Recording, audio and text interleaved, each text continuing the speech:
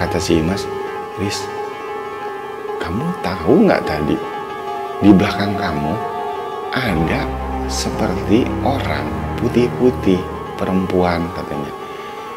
Terus putih-putih perempuan, iya putih-putih perempuan, rambutnya panjang tapi make upnya tebal.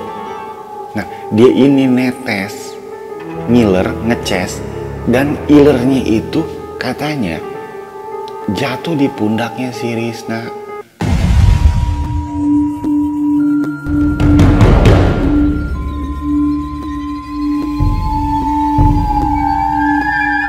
Halo, Assalamualaikum warahmatullahi wabarakatuh. Apa kabar Sobat Baraya Pembelajar? Gimana kondisinya? Senantiasa semoga sehat selalu tanpa kurang suatu apapun ya. Amin ya robbal alamin. Gue doain semuanya seperti itu.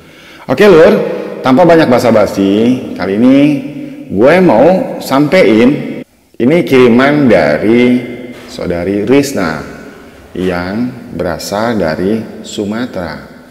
Rizna ini konon saat belia usianya masih SMP mengalami suatu kejadian yang cukup menyeramkan. Ini kisah nyata yang gue udah baca dari awal sampai akhir. Ya sebetulnya sih story-nya hampir sama dengan cerita horor yang pernah mungkin teman-teman dulu pernah dengar kisah hantu pengantin. Nah ini ternyata pernah dialami oleh si Rizna. Jadi Rizna ini pada saat masih duduk di kelas 1 bangku SMP, entah di tahun berapa, pokoknya masih kecil, dia ini sekolahnya itu waktu di zaman masih di kampungnya. Nah Rizna ini pernah di satu hari dia itu punya tetangga ini konon katanya pulang dari Jakarta merantau mau pulang ke kampungnya. Dan si Rizna ini punya tetangga, ternyata tetangganya ini mau nikah, makanya dia pulang kampung. Sebut aja katanya namanya di sini tetangganya namanya Ujang. Nah Ujang ini nama samaran katanya lur, bukan nama yang aslinya. Nah jadi berlanjut dengan cerita, kembali ke cerita, Ujang ini pada saat pulang mau melakukan pernikahan, ternyata pernikahan itu batal. Jadi berawal dari kisahnya pada saat Rizna kembali ke tadi lagi ada masuk di kelas. Di sekolahnya ini entah kenapa saat itu siang tengah hari bolong, si Rizna ini lagi dalam proses belajar mengajar di kelas. Nah entah kenapa gurunya itu keluar dari kelas dan sebelum keluar dia memberikan tugas. Biasanya kan memang gitu lur ya. Gue inget juga zaman gue sekolah tuh di SMP SMA, ini flashback aja sedikit. Biasanya kan kalau guru tuh lagi males atau lagi PMS lah ya kalau zaman bahasa sekarang, ya dia tuh ngasih tugas gitu loh kan anak muridnya. Udah gitu dengan seenaknya dia keluar dari kelas, dia masuk entah di kantor lah, dia ngegosip, merumpi lah sama guru-guru yang lain. Ntar sekitar setengah atau 1 jam dia balik lagi, udah bohong semuanya. Enak banget ya kalau gue inget-inget kayak begitu tuh. Guru-guru zaman gue dulu pun hampir sama dengan kondisi kayak Rizna begini. Nah balik ke cerita lur, gurunya ini keluar dari kelas. Suasana kelas tuh hening, entah mata pelajaran apa nggak disebutkan di sini sama Rizna. Jadi kondisinya pada saat murid-murid sekelas itu ditinggalin, semua murid di situ dia mengerjakan tugas karena di deadline, entar jam sekian si guru balik lagi. Nah semua tuh diperiksain akan tugas-tugas yang udah ditinggalin sama si guru tadi. Nah singkat cerita pada saat lagi hening-heningnya semua siswa lagi ngerjain tugas yang ditinggalin sama si guru tadi, entah kenapa suasana hening itu pecah dengan celetukan dari seorang teman si Rizka, namanya sebut aja Andri, bukan nama yang sebenarnya katanya lur. Nah si Andri ini nyeletuk, aduh katanya kok kayak bau mawar ya, katanya bunga mawar, siapa nih, ini sengit banget gitu, kayaknya tajam banget baunya. Terus anak-anak semua kan yang ada di kelas, isi kelas tuh akan ngeliat kan, pastinya ke si Andri. Dilihat, ngaco aja lu katanya. Orang yang lain juga nggak ada yang bau, halu lu gitu. Kalau zaman sekarang mungkin gitu lur.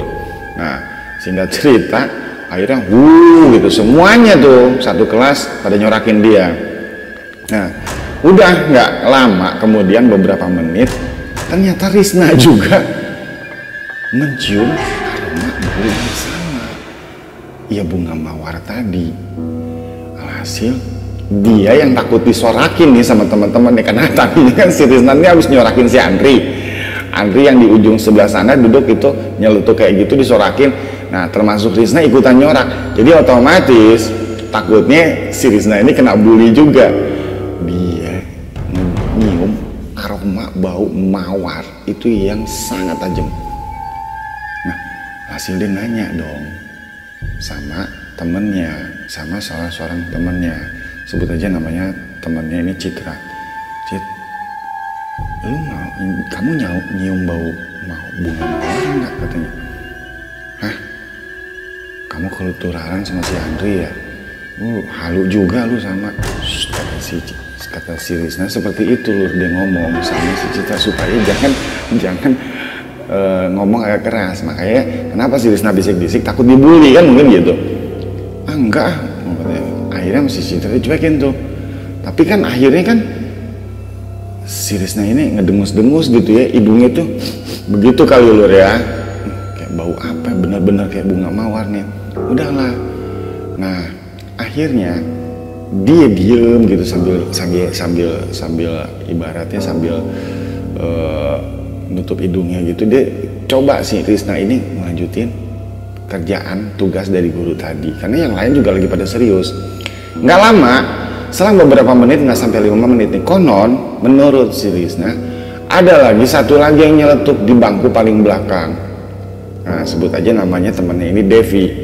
Kata si Devi, dia sambil nutup hidungnya gitu, sambil nutup mulutnya, dia ngomongnya itu katanya, dia bilang bau bunga mawar nih katanya. Tapi suaranya itu kan jadi kayak ketuk-kutuk. Jadi gimana sih kalau lu paham nggak lu kalau misalnya orang ngomong teriak tapi mulutnya dibekap sama hidungnya dibekap, jadi kan suaranya kayak gimana gitu, kayak bindeng ya, semi kayak suara kodok gitu lah ya. Itu semua satu kelas geger gitu kan, heboh, ketawa semua. Karena ketawanya itu bukan karena celutukan ngomong si Devi ini, tapi kedengeran si suara si Devi itu kayak suara kodok gitu. Karena kan mulutnya dibekap sama tangannya sendiri. Bau bunga mawar nih katanya. Nah semua tuh ketawa, cekakakan ya, termasuk si Risna juga. Nah, alih-alih nih karena Risna ini penasaran, jadi gini lur, dia ini konon menurut cerita yang dituangin sama Risna, sekolah tempat dia di kelas tempat dia punya sekolah nih kebetulan bersebelahan dengan sawah. Persawahan yang sebelah kiri sebelah sana itu konon si Risna ini duduk, dia deket di bawah jendela tembok yang memang di tengah itu biasanya kan di luar kelas-kelas sekolah itu kan kayak begitu. Itu ada jendela-jendela yang kebuka. Nah, dirilah mungkin karena tomboy kali ya si Risna ini, perkiraan gue aja sih. Dia diri nih naik ke bangku yang memang kosong, yang nggak ada muridnya. Dia naik, dia ngelongok nyari-nyari gitu. Nah, dia lihat ke persawahan. Tahu nggak lu? Ternyata Risna ngeliat di kejauhan sebelah sana kurang lebih sekitar 400 sampai dengan 500 meter. Berarti kan jaraknya itu jauh ya, setengah kilometer kalau 400-an meter gitu. Dia ngeliat ada rombongan konvoi orang-orang di pematang sawah yang lagi jalan itu manggul keranda jenazah. Nah saat itu lur, si Risna terperangah kan, langsung merinding, bulu kuduknya berdiri. Nah dia lihat di kejauhan, oh my god, tapi dia nggak cerita nih sama orang-orang saat itu, karena kan anak-anak teman-temannya dia nih lagi pada ngerjain tugas lur. Nah dia terpesona, dia terperangah, dia kaget sekaligus merinding, bulu kuduknya. Dia ngelihat, masya Allah, kalau gitu bisa astagfirullahaladzim, mungkin dia nyebut dalam hati ada orang meninggal. Nah, yang akhirnya katanya mau dikuburin di tempat pemakaman yang ada di sawah tersebut.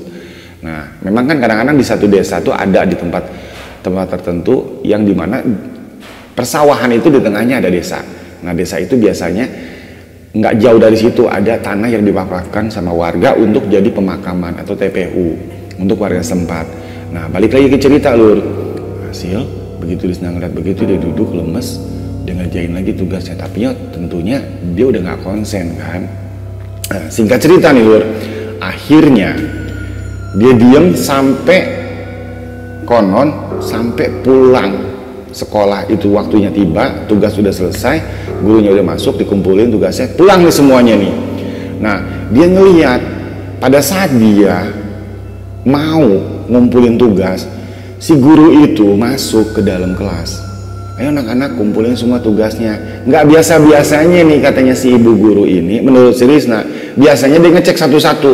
Ayo cepet katanya, kumpulin, ayo pokoknya selesai nggak selesai kumpulin gitu kan. Nggak, konon gurunya ini killer juga Lur. Dia bilang, kok tumben ini si guru. Biasanya Risna tahu persis, dan juga anak-anak yang lain nih ngelihat, nggak cuma Risna doang, si guru ini tuh seperti yang buru-buru dan dia ngelihat ke arah belakang sambil takut-takut begitu Lur. Ayo cepet-cepet tugas-tugasnya, sambil dia teriak, ayo buruan katanya gitu. Buruan tugasnya, kumpulin cepetan, selesai nggak selesai kumpulin semuanya. Akhirnya kan anak-anak beres, dan konon itu pelajaran terakhir si guru tersebut ngajar mata pelajaran entah apa, nggak disebutin di sini sama Risna.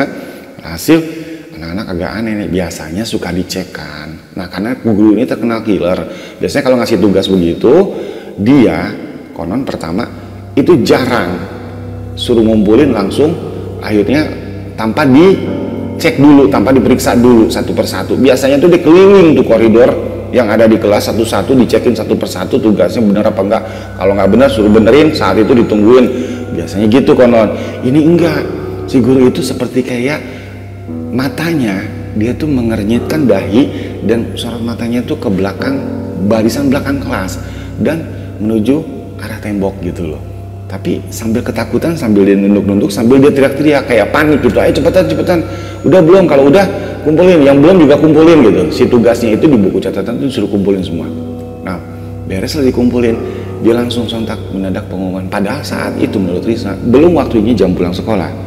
Cuma entah kenapa saat itu si guru bilang, udah kumpulin ya, kalau yang mau pulang langsung pulang katanya. Selesai ini yang udah selesai kumpulin, yang nggak selesai juga kumpulin. Udah, kalau nggak ntar nanti saya tumpuk ya di atas meja saya, tolong salah satu ketua kelas anterin ke ruangan guru katanya. Memang sontak si guru ini buru-buru Lur, buru-buru untuk keluar kelas sambil dia sempat nengok lagi nih ke arah belakang anak-anak jadi kan gini, kalau suasana kelas itu kan anak-anak tuh berjejer. Nah, si guru itu dia nggak ngelihat ke murid-murid, dia ngelihatnya ke belakang, ke tembok paling belakang. Nggak tahu kenapa dia ngelihat apa gitu ya, yang saat itu nggak ada yang curiga, tapi semuanya ngerasa aneh. Kebanyakan ya, kecuali kalau murid-murid yang bengal ya, bodo amat, dia seneng banget tuh orang waktunya belum pulang tapi udah habis itu selesai nggak selesai pulang. Ya akhirnya kan kalau yang bengal-bengal mah bodo amat, nggak mikirin gitu guru mau ada perubahan sikap kayak gurunya mau gimana, intinya mah kumpulin pulang gitu kan. Wow, tepuk tangan gitu tuh. Menurut si Risna konon seperti itu, pada seneng. Cuma dari siswa-siswi perempuan termasuk Risna pribadi, termasuk Risna sendiri itu melihat ada keanehan yang nggak biasa di si guru ini. Kenapa kok tumben-tumbenan nih tugas yang ditinggalin nggak dicek sama sekali Lur, suruh kumpulin, selesai nggak selesai kumpulin, tumpuk di meja si guru, dan salah satu atau ketua kelas suruh nganterin tugas tumpukannya itu ke ruang guru. Jadi si guru ini datang ke dalam kelas tuh cuman ngambil tasnya, alat tulisnya, terus udah gitu keluar lagi. Nggak berapa menit doang itu ya, nggak nyampe 5 menit lah, mungkin 2 atau 3 menit. Konon si Risna bilang buru-buru nih si guru ini keluar dari kelas lagi. Nah, seperti yang mimik wajah ketakutan, seolah-olah entah dia ngelihat apa gitu. Tapi anak-anak nggak ada yang curiga selain anak-anak cewek yang beberapa termasuk si Risna. Aneh memang.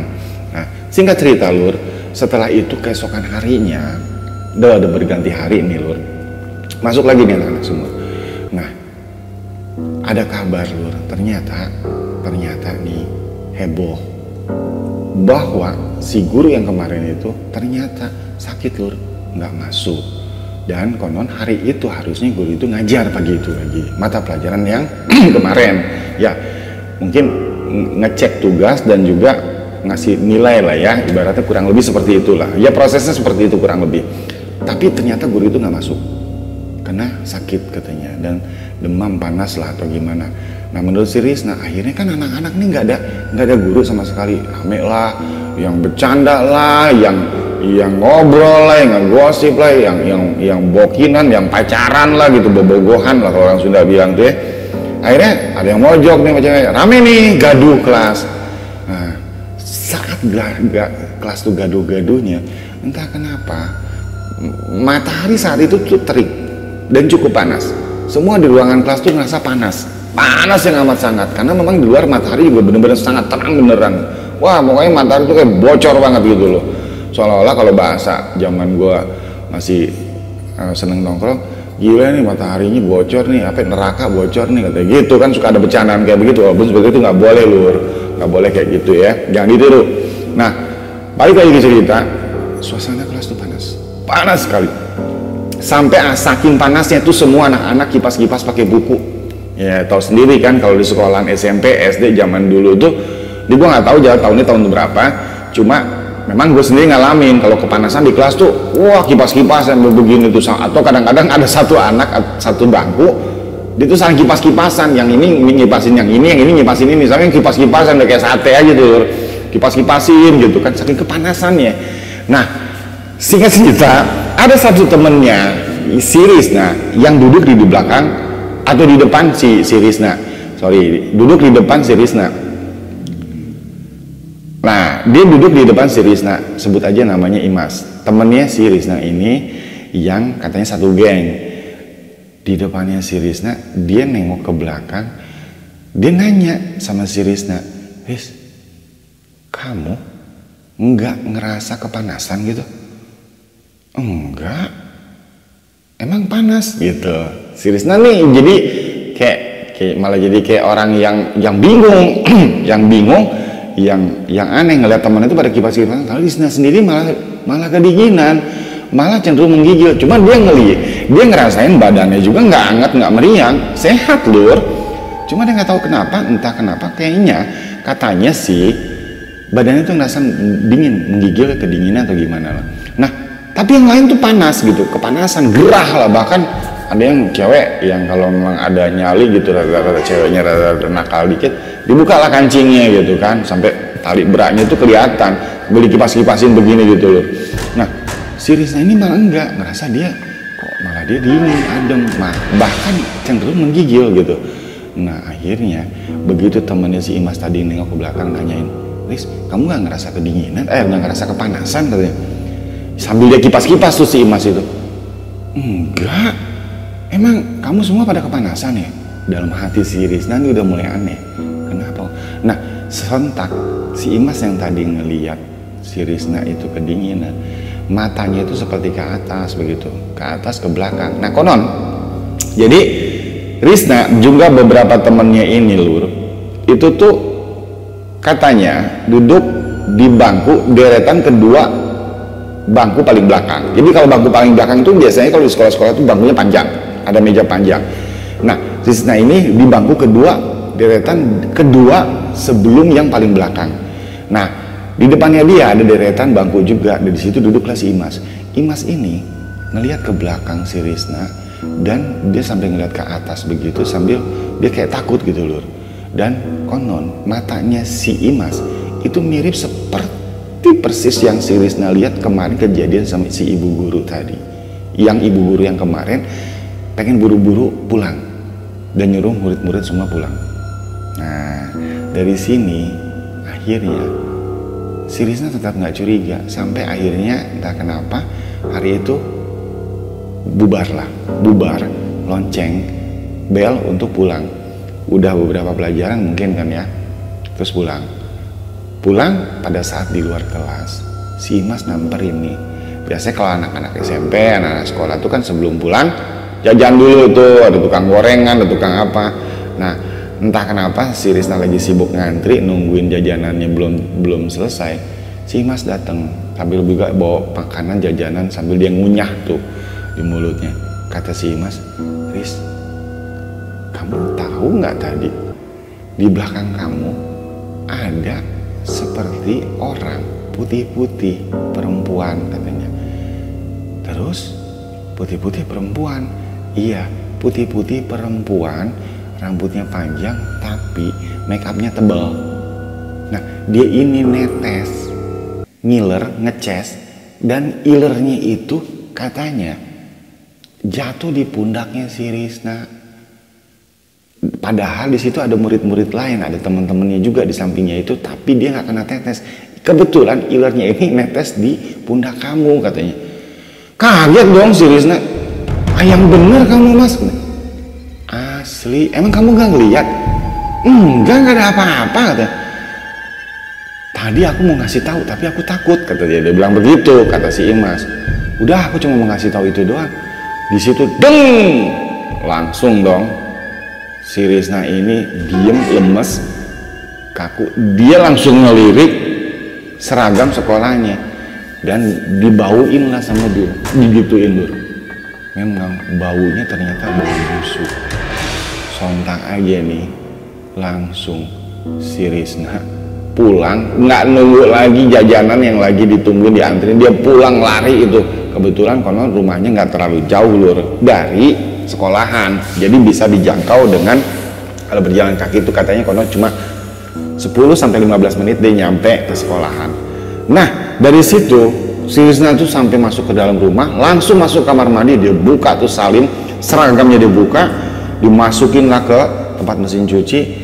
Udah gitu dia nggak berani lagi ngeliat ke seragamnya, dia salin, langsung dia masuk ke dalam kamar, dia diem.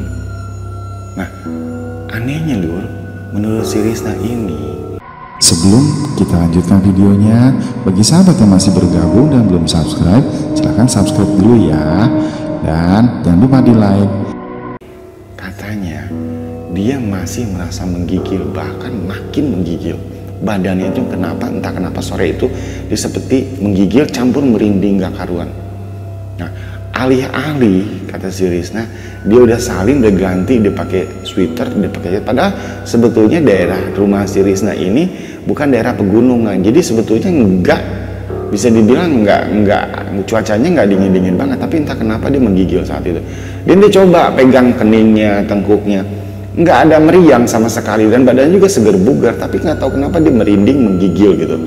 Nah akhirnya hari berlanjut nih Lur, saat itu ternyata pada saat udah maghrib Risna ini mandi selesai seperti biasa rutinitasnya. Habis maghrib dia tuh ngaji ke pengajian sama Pak Ustadz bareng teman-temannya di rumahnya.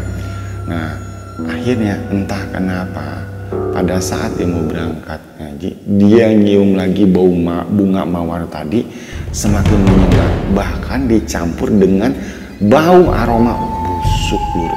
Iya, konon bau busuknya itu hampir sama seperti yang nempel di baju seragam sekolahnya dia yang tadi dia sempat nyium waktu di siang harinya.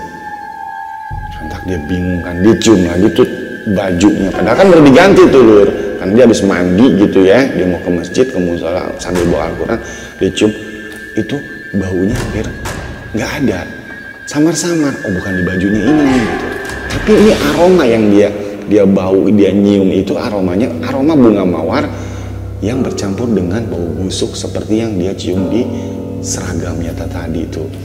Nah alih-alih nih dia mau